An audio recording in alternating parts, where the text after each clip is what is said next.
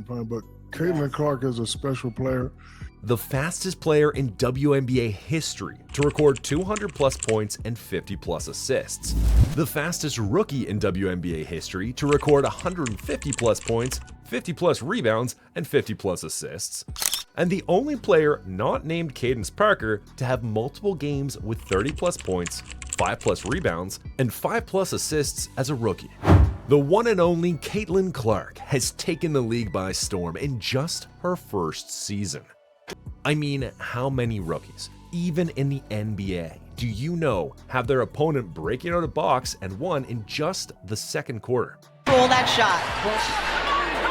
2 points at the free throw line there for the Mystics as Melvin was fouled. Or it gets doubled like this in the fourth quarter. Starts up from driving to the store the same way as a brand new car. You love it. Or have opponents forget they still have one more free throw just to guard them.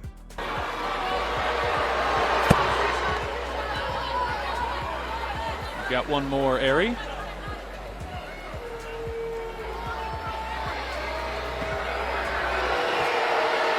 I had a great conversation with Caitlin.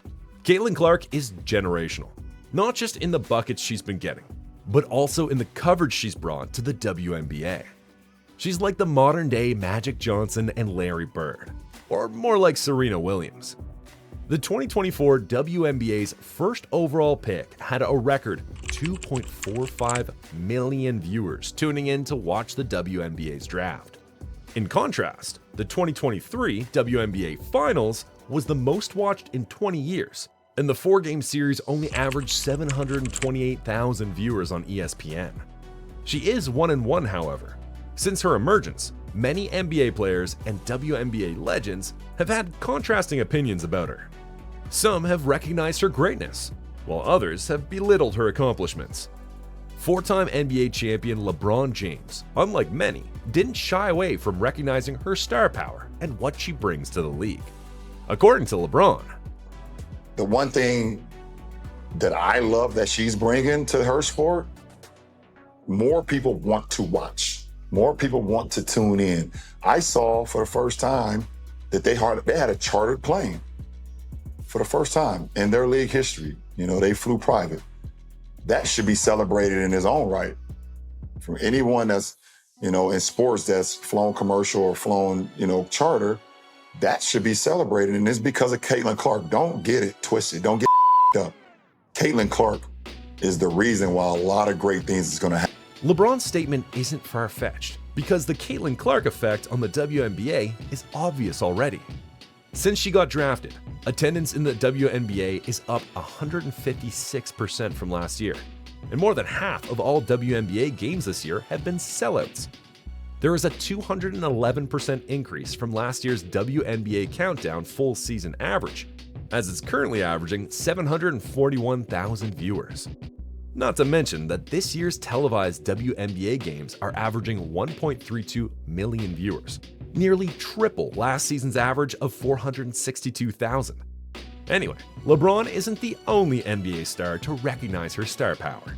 In fact, 2-time NBA Finals MVP Kevin Durant was ahead of the curve as he recognized her talents before everyone in the NBA did. I remember watching her when she was a summer going into her senior year. I was in Chicago for 3 days for the Girls AAU Nationals, and all ages. And I happened to see the 17 on the girls, and she was in the championship.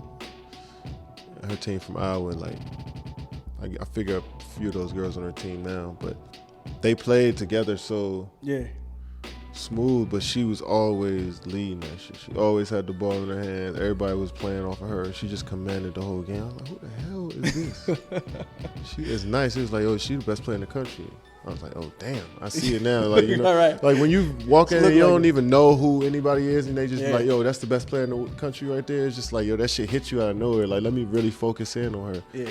Then I started following her career, and like, she stayed at home in Iowa, and last year she was killing too. The Caitlin Clark KD described back then was the real deal, and the greatness was obvious from the get-go. In her junior season in high school, she had a 60-point game, the second highest single-game point total in Iowa 5-on-5 girls basketball history. In that particular game, she had 13 three-pointers, a record in itself. Interestingly, the way she plays is not all three-pointers, because according to the only other player not named Caitlin Clark to lead Division I in points and assists per game in a single season, she is unguardable, and the way she plays is unbelievable. But I mean, it's crazy. Like 40 and 12, like people don't understand. Like that's not easy. Like scoring and then getting everybody involved. Like what she's doing is no. I mean, if you look at it at the beginning of the game, she was just driving to the basket. She was getting layup after layup, and so at some point, the defender that's guarding her way out on the perimeter because they don't want her to shoot threes is going to sag off and be like, okay, I'm just going to stop. I'm not going to let her just keep driving by me. Yeah. So then she was dribbling with her left, and then she was using her hang dribble just to read if she was going to be able to blow by her defender or not. And she was just doing step backs and side steps and dribbling in the lane, dribbling back out, and then shooting threes. But it started with her getting to the basket and just getting some layups, getting easy ones, getting some and ones to start the game. Like, you could tell that she had a plan on what she was doing. Caitlin Clark's gameplay in college was so unbelievable that her 41-point triple-double while in college, the first ever in Division I NCAA tournament history, had the legendary Magic Johnson tweeting that she might be better than him, MJ, and Larry Bird. What makes Caitlin's 40-point triple-double so special is the fact that so many players never had one. Not me, Michael Jordan, or Larry Bird, Magic Johnson tweeted. Magic Johnson even went as far as to admit that she has the second greatest basketball career after WNBA legend Diana Taurasi's legendary college career. Caitlin Clark's basketball career has been amazing and is second only to Diana Taurasi's dominant career, where she won 3 national championships at UConn. At Caitlin Clark 22, Magic Johnson tweeted. However, while Magic Johnson strongly believes she is the second greatest, another Hall of Famer believes she is the greatest female college basketball player ever. But she's phenomenal. I'm going to go on the record and say she's the best female collegiate player ever. Ever? Well, I don't know about you. Would you ever. heard of Cheryl Miller, Ever. Maya Moore? I said what I said. Ever. Diana Taurasi? I said what I said. No disrespect. Listen, hey, Caitlin Clark is amazing. This is my opinion. Candace I'm not Parker? changing it. That's You ever had a Candace Nobody's Parker? ever shot it like her. No, she's like Steph said what I Curry. said. Yeah.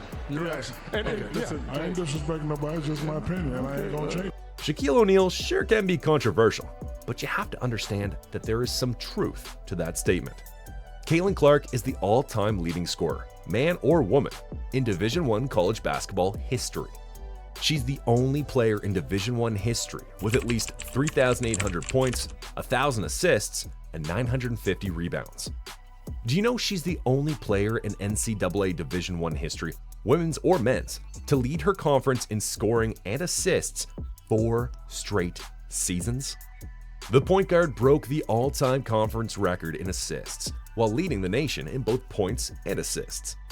She is, in fact, the first NCAA Division I player, man or woman, to make 200 three-pointers in a single season, breaking the record previously held by Steph Curry, and as such, she has earned comparison to the 2022 NBA Finals MVP. I mean, she is the female Steph Curry because we've just never seen anything like this. She is shooting step back, jump shot, three-pointers from the logo. Never did I think I would see that. And she's making them. Not yet in the WNBA, but she certainly made a bunch at Iowa. Her playing style and threes have earned her comparison to Steph Curry, with the future Hall of Famer even admitting that they both have the same release time and range. I saw somebody break down the release time, which is pretty much identical to mine. And then her just confidence. You can't help but watch when she plays, where she's shooting from, the range, the confidence, the flair. Their release time, surprisingly, isn't the only thing that makes their gameplay similar. Listen, we all talk about quick release. How quick is her release? How about 0.43 seconds? 0.4 of a second, a little over. Even her floor game, and according to several NBA players, she is in fact the female Steph Curry. Luka Doncic flat out denied any comparison to him, stating that she is more Steph Curry-like. Amazing. I saw them before. They said 41, almost triple double, yeah.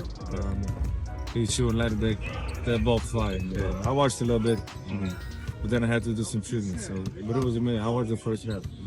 But she got to go in the second half, so I didn't watch that. Does she remind you of you at all? I mean, she's kind of got that. She's got a. That's more Steph Curry, man. It's a woman, Steph Curry. Okay. Former NBA champion Jeff Teague also admitted she plays like Steph Curry. It's elite, bro. Bro, she really looked like Steph Curry. Some of them stuff, I'm like, when she did the behind the back to the leg, I said, I look like Steph. Yeah. Accepting the double team and then shooting a three anyway is only Steph Curry type shit. Steph Curry, I said, she's the girl Steph Curry, bro. I ain't want to say it, but it's like, yo, you. NBA analyst Stephen A. Smith called her the Steph Curry of women's basketball. This girl is the best in the world on a collegiate women's level. I don't care what anybody says. There's nobody better than her. She is a sensational talent. No question about it. She is the Steph Curry of women's basketball. That is what I call her. How many games is this now? That's her 38th career 30-point-plus game as a college basketball player. And, you know, she's done 40-plus several times. She's sensational. She's a marksman extraordinaire. And she's a wonderful, wonderful person, incredibly articulate as well. And I think that what you'll see is the WNBA. You'll see people clamoring for her. Just watch the game, because we love the women's game. I enjoyed it when I was at the WNBA finals, that championship game between the Aces and the Liberty. I got to tell you something. Caitlin Clark, ultimately in the WNBA, is going to be something special to behold, because she's special now, and she's only getting better. Shaquille O'Neal also recognized the Steph Curry comparison. But Caitlin Clark is a special player. She reminds me of a Steph Curry. You know, a lot of times she takes those ill-advised shots that me and Chuck don't like, but they go in. Not only do they go in consistently. And the way she plays the game, she's the true definition of a great player, one that makes the players around her better. You know, not only was she making a great shot, she was making... Interestingly, while everyone seems to think she plays like Steph, Hall of Famer Isaiah Thomas believes she is better. During the NBA All-Star Weekend, the legendary Detroit Piston guard admitted that she is a better shooter than Steph Curry and Sabrina Ionescu. But I'm gonna say this: neither one of them are the greatest shooters, because right now that Caitlin Clark, and you want to bring her in? That's who I want to see. I want to see her in this competition. So next, you want to see the three of them next year? If she's in the WNBA. Bring Caitlin in and let her shoot against both of them. That's who I want to see. Because 22 in Iowa, hey, she the real deal. That's who should be in this competition. Even the Golden State Warriors guard seems to believe that there is more to her game than the similarity between them. The cool part is the way that she plays and her range and the level of difficulty on her shots is obviously a very close comparison to the way that I play. I was going to say Caitlin Clark's been compared to you. Yeah, but I think it almost robs her of like the rest of her game, because she's such a good floor, you know, she has her overall, you know, floor game. She's racking up, you know, close to triple doubles every night, and like her shooting ability is, you know, it's her superpower, but the rest of her game is as polished as that, and so it's must-see TV. Unfortunately, these praises and accolades haven't come without pushback, especially from the WNBA. A young rookie shattering records and redefining expectations has seen NBA players praise her, and at the same time seen WNBA players being her biggest enemies. 13 games into her WNBA career, and she has had to face this. And Clark. I mean, that's clear all which was called. The question is, will they call it unnecessary? Kennedy Carter. This. The defense to come down and collapse leads to open three opportunities. Bark nudged by Carrington. And Carrington believes there's some acting going on, and Clark has some words for her back. Healthy competition here between two players that have been really just draped all over each other in the two meetings and then tonight's game. Keep in mind, Dejanay Carrington was an absolute first ever game of the WNBA, forcing 10 turnovers. Right there. And even this. Kicking it out, Evans fakes the three, takes the two, and knocks it down. A lot of contact. 50? 50-50.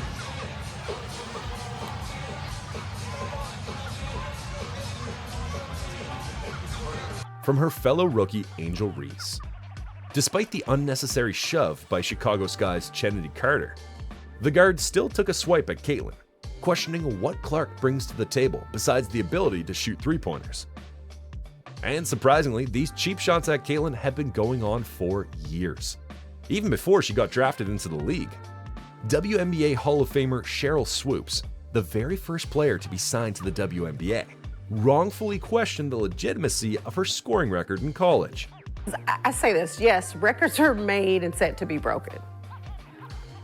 But if you're going to break a record, this isn't just for Caitlin, but you asked me about Caitlin. If you're going to break a record, to me, if it's legitimate, you have to break that record in the same amount of time that that player set it. Okay. Right?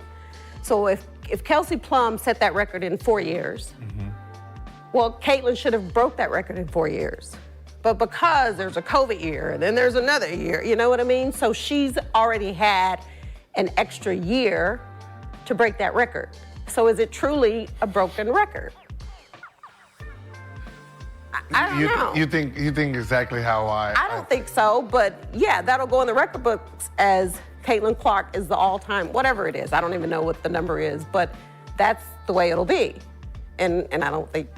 Well, she couldn't be more wrong and ignorant, because Caitlin Clark was in her 4th season, not 5th, when she broke the all-time NCAA women's basketball scoring record, and she did break it in less games than Kesley Plum did.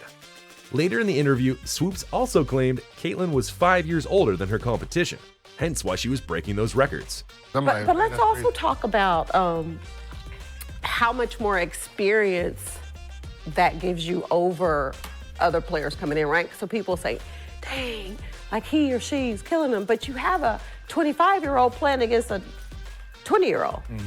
Like, you should be killing them. Because you've been doing it a lot longer than they have.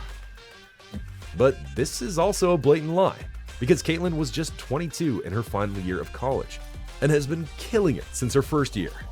As a freshman in college, she averaged 26.6 points, 7.1 assists, and 5.9 rebounds per game, leading the NCAA Division I in scoring and ranking 2nd in assists and three-pointers per game. Later in the show, Swoops also pointed out that Caitlin Clark takes 40 shots a game, which is also false, because Clark averaged 22.7 shots per game in college, just 3 more shots per game than Swoops averaged as a senior at Texas Tech. It was clear she was just trying her hardest to discredit Caitlin Clark's accomplishments. And surprisingly, this wouldn't be the first time that the 4-time WNBA champion has taken a swipe at a record set by Caitlin Clark. In Caitlin Clark's 3rd year in college, she set the record for the most points scored in the women's NCAA tournament, when she scored 191 points in 6 games, breaking the record set by Swoops in 1993. In response, the 3-time WNBA MVP said, "To me, she broke the record, but she did it in 6 games. I didn't get that 6th game, so I set the record in 5 games.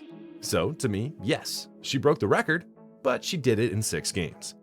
However, Cheryl Swoops isn't the only WNBA great to take a shot or two at Caitlin Clark's college resume.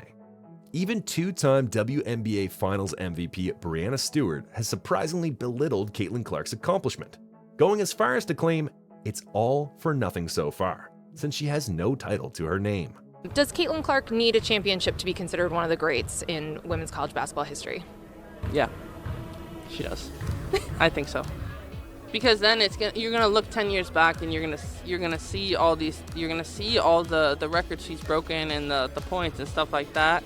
But anybody knows, your goal when you play college basketball is to win a national championship. So you need one. For a while now, it seems more WNBA legends were just trying to stifle the Indiana Fever's attempt to grow, because Diana Taurasi, who is highly regarded as the WNBA's greatest player of all time, also had this to say after her historic college performance. Look, SVP, reality is coming. Okay. There's levels to this thing, and that's just life. We all went through it. Of course. And you see it on the NBA side, and you're going to see it on this side, where, you look superhuman playing against 18-year-olds, but you're going to come with... Sadly, these cheap shots from WNBA legends are not all the rookie has to face.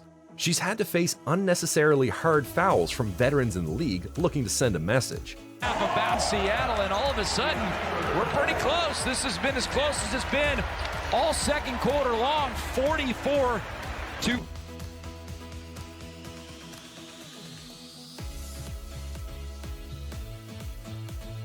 The biggest news right now is her being left out of the Olympic team.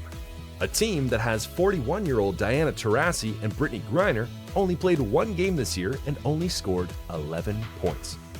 In any case, regardless of the WNBA legends and veterans' opinions about her, several NBA players and ex-players have since recognized the unfortunate position Caitlin Clark is in and shown their support. LeBron James, who faced similar animosity when he came into the league, came to her support. I'm just kind of in this mode right now because I'm getting the same, thing from watching my son, who's a 19-year-old, kind of getting a lot of animosity and hatred towards him when he's just a kid trying to live out his dream. There's a very small number of men and women that actually get to live out their dream of playing a professional sport. And we have grown-ass men and women out here doing whatever they can to try to make sure that does not happen. That is the weirdest thing in the world, but it is what it is, and I'm glad that Caitlin has a great head on. Among NBA players, the loudest to come to her support so far has been Charles Barkley, who called out WNBA players for being petty. You women out there, y'all petty, man. Hey, LeBron, you're 100% right on these girls hating on Caitlin Clark. Y'all petty, girls. I expect men to be petty because we're the most insecure group in the world. Oh, you are. Y'all should be thanking that girl for getting y'all ass private charters, all the money and visibility she bringing to the WNBA. Don't be petty like dudes. Listen, what she's accomplished, give her flowers. Stop being petty, all you women out there. She got y'all ass charters. She bringing all y'all this money to the table, but y'all being petty like dudes. LeBron, you are 100% right. Y'all girls, stop being petty. Caitlin Clark, thank you for bringing all that money and shine to the WNBA. Well, they're gonna hate you. Gilbert Arenas addressed the hate she's been getting since she got into the league, letting everyone know she is a golden goose. Before there was no loaf, there was crumbs. Yeah. Loaves are coming now. Absolutely. So good point. you can hate the girl all you want, but she's putting money in your pocket, and if you don't understand that, and y'all sitting here trying to hurt her, I can tell you what's gonna happen. Yeah. Them games she started missing, she gets hurt, and they say, hey, Caitlin's out for the year. I know one thing that's gonna happen. Ticket sales. Them ticket sales is gone. Revenue, ticket sales, everything go down. Jeff Teague on his podcast weighed in on how the hate she's been getting is unnecessary. Like, they played this all wrong, bro. Terribly, bro. They was supposed to gas this shit. This is why people don't watch this shit when y'all leave college. Women's sports, because y'all hating on the best thing that's gonna happen to the W for a long time. Even one of the most respected voices in women's college basketball and the sport as a whole, longtime UConn head coach Gino Arima agrees that she is being unfairly treated by her fellow WNBA players. I don't remember when Jordan came into the NBA, guys looking to go out and beat him up, Arima said. I don't remember when Larry Bird and Magic Johnson came in the league and elevated the NBA, them getting targeted and getting beat up just because of who they were and the attention they were getting. Why are you blaming that kid? It's not her fault because you would trade places with her in a minute, but you are not there. You're not her. So you're complaining that she's getting what she's getting, Arima said. Anyway, regardless of what the WNBA and its legends think of Caitlin Clark, she remains a generational talent, and the league will be seeing her for a very long time. And during that time, she will continue to grow more fans among NBA players. Up now by Dee Richards as she's into the ball game. Richards on the floor. Clark, the step back three just below the logo, drills it. What are your thoughts on Caitlin Clark? Do you think she should have been kept off the Olympic team? Is she getting unfairly targeted, or just simply paying her dues? Let me know in the comments section.